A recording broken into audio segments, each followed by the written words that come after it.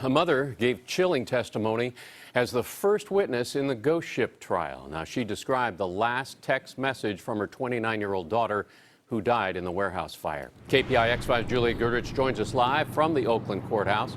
Juliette?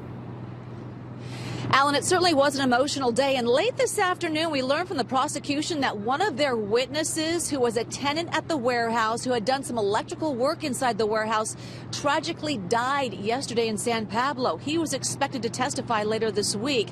As for the mother of one of the victims, she did take the stand today, but the defense was trying to prevent that earlier in the day. They put the mother on, first witness, and she cries. It's very emotionally traumatizing. Well, they used that device. The defense questioned the relevancy of calling Carol Sidlick first to the stand. She's the mother of Nicole Segrist. Nicole was one of 36 people who died in the ghost ship warehouse fire. Sidlick told the jury the last text she got from her daughter read, "I'm gonna die now."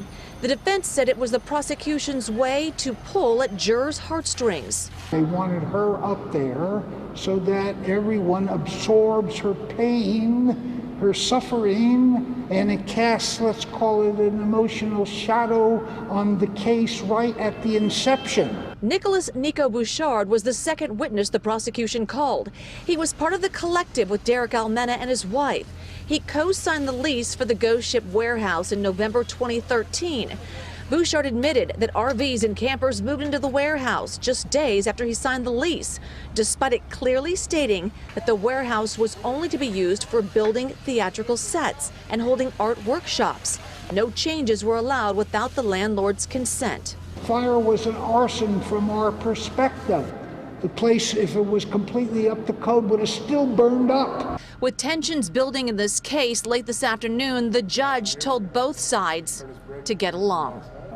On day one of the evidence, our relationship, it was already strained and broken down. It's an extremely competitive environment. I'm fighting for Max Harris's life.